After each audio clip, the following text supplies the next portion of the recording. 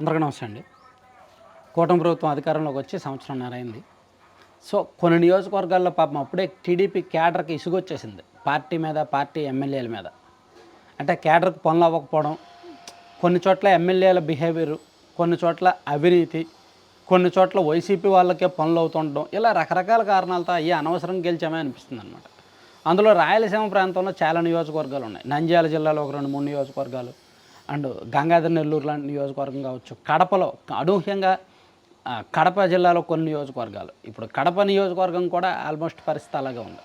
అక్కడ ఎమ్మెల్యే గారు నిజానికి ఆ కాన్స్టిట్యున్సీలో గెలవలేక గెలిచారు అక్కడ. ఆ నియోజకవర్గంలో టీడీపీ గెలవడమే కష్టం. అటువంటిది విపరీతమైన వేవ్‌తో, విపరీతమైన కూటమి వేవ్ కారణంగా కడప జిల్లాలో కడప నియోజకవర్గంతో సహా కడప, ఆ పక్కనున్న కమలాపురం, పొద్దుటూరు, ఆ మైదుకూరు లాంటి నియోజకవర్గాలన్నీ గెలిచారు. సో ఆ గెలుపుని నిలబెట్టుకోవాలంటే ఎమ్మెల్యేలు కాస్త యారగెన్సీ తగ్గించుకోవడం, గ్రౌండ్ వర్క్ ఎక్కువగా చేయడం, పాజిటివ్గా రియాక్ట్ అవ్వడం, ఫ్లెక్సిబుల్గా ఉండడం, కాస్త మ్యాక్సిమం డెవలప్మెంట్ మీద ఫోకస్ చేయడం, ఇవన్నీ చేయాలి.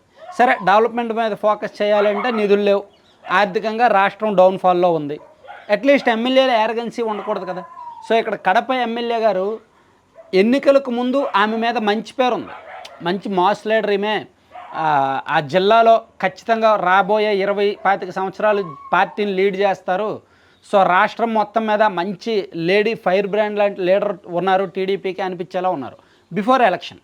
ఆఫ్టర్ ఎలక్షన్ ఎమ్మెల్యేగా గెలిచిన తర్వాత క్రమేణా ఆమె మీద ఉన్న మంచి ఇంప్రెషన్, పాజిటివ్ ఇంప్రెషన్, ఆ మంచి మాస్ లీడర్, మంచి లీడర్ అనే ఇమేజ్ కాస్త పోతుంది. అప్పట్లో సోషల్ మీడియాలో బాగా హైప్ ఇచ్చారు, విపరీతంగా ఇంటర్వ్యూలు అవి ఇవి బాగా చేశారు, సోషల్ మీడియా వర్క్ అది అవి బాగా చేశారు. కానీ ఆ తర్వాత ఎమ్మెల్యేగా గెలిచిన మొదటి 6 నెలల్లోనే తెలిసిపోయింది ఇంకా అందుబాటులో ఉండరు. ఒకవేళ అందుబాటులో ఉన్నా సరే క్యాడర్ ఏమైనా సమస్యతో వెళ్తే సరైన రెస్పాన్స్ ఉండదు, సరైన స్పందన ఉండదు. ఒకవేళ అంటే తెలిసిన వాళ్ళు వెళ్తే ఓకే, తెలియని వాళ్ళు వెళ్తే మాత్రం దొరకరు, సాధారణంగా అక్కడ పట్టించుకోరు. ఇలా చాలా కంప్లైంట్స్ ఉన్నాయి. ఇప్పుడు దానికి తోడు తాజాగా ఏంటి, నియోజకవర్గంలో సీసీ కెమెరాలు పెడతామని జనాలను డబ్బులు అడిగితే ఎట్లా? జనం ఎందుకు ఇస్తారు? ఇస్తారు, ఆప్షన్గా ఇవ్వాలి. ఇస్తే మంచిది, మనం ఇలా డెవలప్ చేసుకుందామని పాజిటివ్ మేనర్లో కన్విన్స్ చేయడం వేరు. కానీ అలా కాకుండా కొంత ఇబ్బందికరంగా మాట్లాడుతుండడం సోషల్ మీడియాలో కూడా వీళ్ళ మీద విమర్శలు వస్తున్నాయి. నియోజకవర్గంలో ఆల్రెడీ విమర్శలు వచ్చాయి. మొన్న కడపలో మహానాడు జరిగినప్పుడు శ్రీనివాసరెడ్డి గారిని చంద్రబాబు గారు అప్రిషియేట్ చేశారు. ఆయన కూడా స్టేజ్ మీద ఎమోషన్ అయిపోయారు. ఎప్పుడు 6 నెలల కిందట 7 నెలల కిందట కడపలో మహానాడు జరిగింది కదా అప్పుడు. సో అలాగే అక్కడ by elections, ZPTC elections, by ఎలక్షన్స్లో కూడా కొంతవరకు వర్క్ చేశారని పేరుంది. కానీ నియోజకవర్గంలో క్యాడర్ అండ్ పబ్లిక్ దూరం అయిపోతున్నారు. క్యాడర్ మేనేజ్మెంట్ మిస్ అయింది, పబ్లిక్ రిలేషన్స్ లేవు.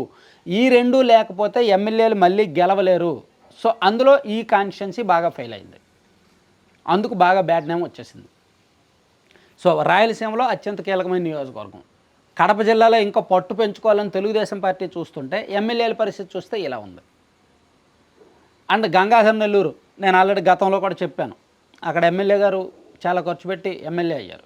ఆయన అందుబాటులో ఉండరు. ఆయనకున్న పిఏలేమో వైసీపీ వాళ్ళకి పనులు చేస్తున్నారు. ఈవెన్ వాళ్ళు వచ్చిందే వైసీపీ వాళ్ళ దగ్గర నుంచి వచ్చారు, వాళ్ళ మీద విపరీతమైన ఆరోపణలు. సో అక్కడ పరిస్థితి అస్సలు బాగా. అలాగే పూతలపట్టు గురించి మనం గతంలో చెప్పుకున్నాం. పూతలపట్టు నియోజకవర్గం పైన పటారం లోన లోటారంలా ఉందన్నమాట.